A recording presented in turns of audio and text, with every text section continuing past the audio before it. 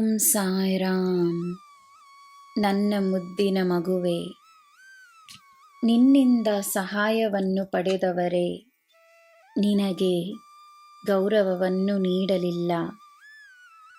ನಿನ್ನ ಸಹಾಯವನ್ನು ಮರೆತು ನಿನಗೆ ನೋವನ್ನು ನೀಡುತ್ತಿದ್ದರೆ ಅದಕ್ಕೆ ನೀನು ನೋವನ್ನು ಬೆಳೆಸಿಕೊಂಡು ತನ್ನನ್ನೇ ಕಷ್ಟಪಡಿಸಿಕೊಳ್ಳಬೇಡ.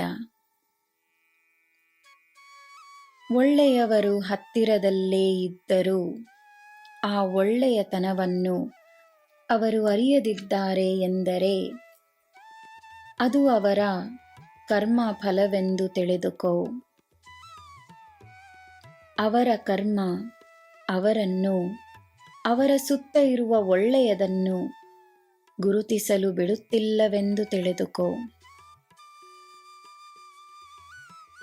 ಗುರು ಎಲ್ಲರಿಗೂ ಲಭ್ಯವೇ, ಆದರೆ ಅವರಲ್ಲಿ ಆ ಗುರುವಿನ ಮಾರ್ಗದರ್ಶನವನ್ನು ಪಡೆಯುವ ಆಶೀರ್ವಾದ ಅದೃಷ್ಟವಿದ್ದರೆ ಮಾತ್ರವೇ ಅವರು ಗುರುವನ್ನು ಪಡೆಯಲು ಸಾಧ್ಯ.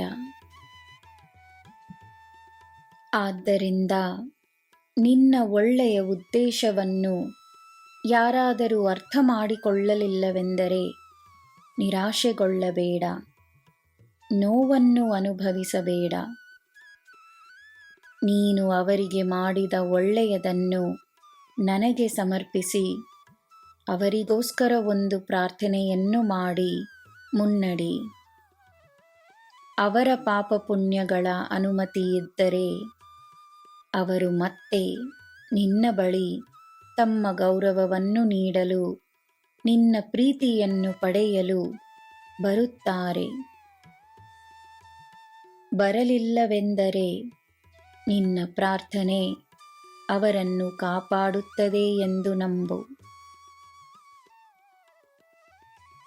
ಒಂದೇ ಸ್ಥಳದಲ್ಲಿರುವ ನೀರಿನ ಹಾಗೆಯಲ್ಲದೆ ಹರಿಯುವ ನೀರಿನ ಹಾಗೆ ನೀನು ನಿನ್ನ ಆಲೋಚನೆಗಳನ್ನಿಟ್ಟುಕೊಂಡರೆ ನಿನ್ನ ಜೀವನದಲ್ಲಿ ಶುದ್ಧತೆ ಮಾತ್ರವೇ ಇರುತ್ತದೆ, ಪವಿತ್ರತೆ ಮಾತ್ರವೇ ಇರುತ್ತದೆ. ನಿನ್ನ ಹೃದಯ ತೃಪ್ತಿಯಾಗಿರುತ್ತದೆ. ನನ್ನ ಮಗುವೇ, ನಿನ್ನ ಪಾಪ ಪುಣ್ಯಗಳ ಮೇಲೆ ಮಾತ್ರವೇ ನಿನ್ನ ನಿಯಂತ್ರಣವಿದೆ. ನಿನಗೆ ನಾನಿದ್ದೇನೆ. ನಿನಗೆ ಎಲ್ಲ ಶುಭವೇ. ಜೈ ಸಾಯಿರಾಮ್.